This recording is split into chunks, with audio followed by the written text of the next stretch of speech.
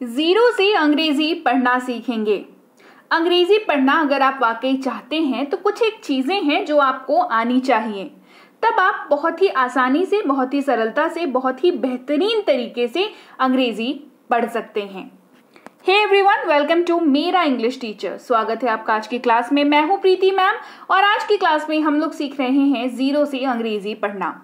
तो जब मैं कहती हूँ जीरो से अंग्रेजी पढ़ना आपको सीखना है तो उसके लिए जो बहुत ही ज़्यादा महत्वपूर्ण एक चीज़ है वो है आपके उच्चारण के नियम, जो आपको पता होने चाहिए जब आप अंग्रेजी पढ़ना शुरू कर रहे हैं या इंटरमीडिएट यानी कि लेवल पर हैं, यानी कि सीख रहे हैं, कुछ सीखा है कुछ बाकी है, तो आपको ये जानना ज़रूरी है। तो चलिए आज की क्लास में समझते हैं वो नियम क्या है और आप कैसे इनको याद करके आप आराम से अंग्रेजी पढ़ना सीख सकते हैं।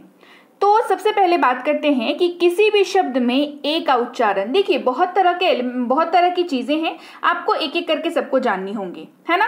सबसे पहले बात करेंगे ए की।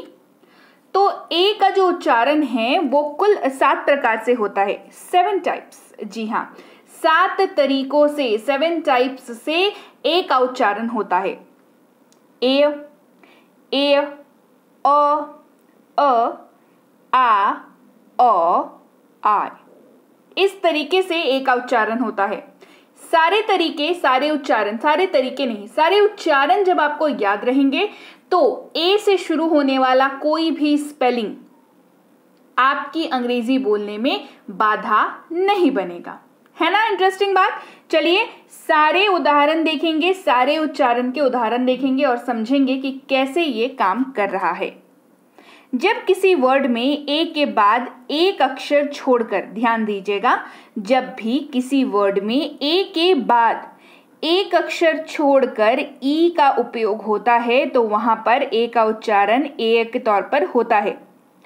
कभी कभी या एक से साउंड वाले अक्षर छोड़कर ई हो तो, राइट, मतलब कभी कभी एक्सेप्शन ये भी होता है कि एक से साउंड वाले वर्ड्स को छोड़कर ई का उच्चारण करेंगे, ठीक है, मतलब ई होगा तो ये वाला रूल एप्लीकेबल होगा। जैसे जब किसी वर्ड में ए के बाद के अक्षर को छोड़कर ई होता है तो उसका उच्चारण क्या होता है, एव होता है। जैसे सेव, क्या हो रहा है, सेव, है ना। जैसे देखिए SAVE, अब यहाँ पर ए आपको दिख गया, उसके बाद वी है यानी कि एक अक्षर छोड़कर फिर क्या है, ई है, तो ये बन गया सेव। सेव का मतलब होता है बचाना। क्या होता है, सेव का मतलब होता है बचाना। फिर है मेक, MAKE, मेक, तो एम के बाद ए है लेकिन ए के बाद फिर क्या है, के को छोड़ करके ई है, तो सेम रूल लग जाएगा। मेक यानी कि बनाना, उच्चारण क्या होगा, मेक। सुनाई पड़ रहा है उच्चारण, मेक, है ना।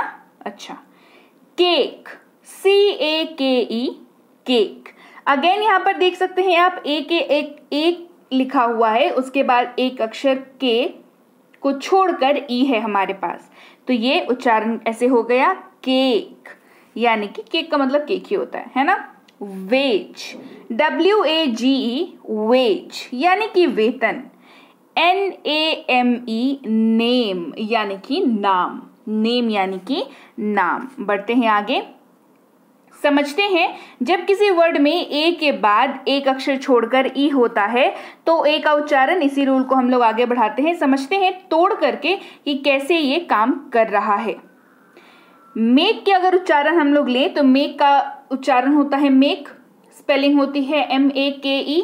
इसको हिंदी में तोड़ते हैं, चलिए, म अ ए क, तब जाकर के ये बना मेक। क्या बना, म अ ए क, मेक बना। और ये दोनों मिलकर के क्या बन गया, अ और ए मिलकर के ए बन गया, ठीक है, क्या बन गया, ए, राइट। चलिए आगे बढ़ते हैं। केस, CASE, केस यानी कि मामला, case. Wave, wave, WAVE, wave यानी कि लहर। TALE, टेल, यहां पर भी देखिए ए है, उसके बाद एक अक्षर को छोड़ करके ई है ना। टेल यानी कि कथा। फेड, FADE फेड यानी कि फीका पड़ना। केम, CAME केम यानी कि आया, केम यानी आया। लेस है ना, लेस, LACE लेस यानी कि धागा। लेक, LAKE लेक यानी कि झील। DATE डेट, DATE डेट यानी कि तारीख या दिनांक। प्लेट, PLATE प्लेट यानी कि थाली। पेज, PAGE पेज यानी कि पन्ना। फेस, FACE फेस यानी कि चेहरा। सेल, SALE सेल यानी कि बिक्री। शेक, क्या उच्चारण हो रहा है, शेक। यहां पर क्या है, ए है, ए के बाद के है, उसके बाद ई है, तो सेम रूल यहां पर भी लागू हो रहा है। शेक यानी कि हिलाना। रेट, RATE रेट यानी कि मूल्य। केज, CAGE केज यानी कि पिंजरा। सेम, SAME सेम यानी कि वही, सेम यानी वही।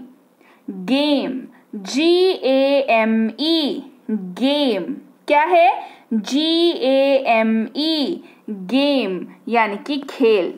बेस, BACE बेस यानी कि आधार या तल, जो कह लीजिए इसको। पेव, PA बोलते हैं ना, पेवमेंट है ना, साइड्स में जो रास्ता होता है उसको कहते हैं, यानी कि मार्ग बनाना।